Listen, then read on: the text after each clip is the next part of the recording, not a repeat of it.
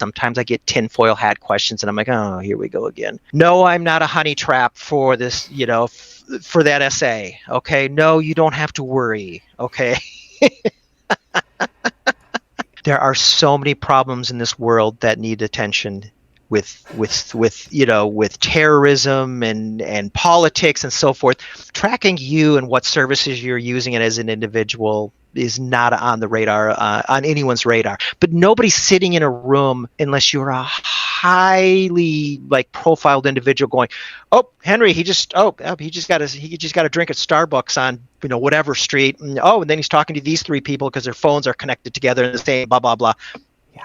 And so I think people go a little too overkill, go down the rabbit hole too much, and I really have to mitigate those. The funny thing is, in any other circumstance, you might have had a point there. There was a point in time where these guys would have been correct. Just a couple decades ago, before the widespread use of smartphones, computers, and AI, investigations would have been done manually by government employees, which certainly would have eaten up tons of manpower and resources. However, that same notion cannot be applied to today's world. Technology has advanced, flourished, and become much cheaper, allowing many systems to be automated. Combine that with the widespread implementation of AI, and now you don't need actual government agents to track citizens.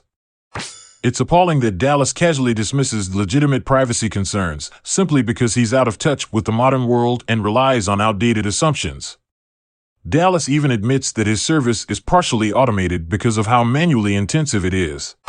Something that people should probably understand is that most of these services are automated. Not to the point where robots are doing everything, but it's the kind of thing where, someone might just take a photo and it's automatically behind the scenes uploaded to someone's account, tied to that address. They don't even have to do anything, probably. Yep, exactly. Because this is a manual process, and that's what we have to leverage these technologies. And even if it is through Proton, that is paired to the World Post non-private, per se, workflow. It's a lot of work to do that.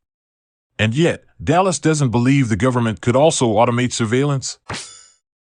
Meanwhile, all Henry does is sit there and laugh it off. He regularly covers stories of widespread government surveillance, and yet laughs at people worried about the government. Henry would rather believe that veganism fights climate change, with no supporting evidence, versus plenty of evidence showing widespread government surveillance and overreach.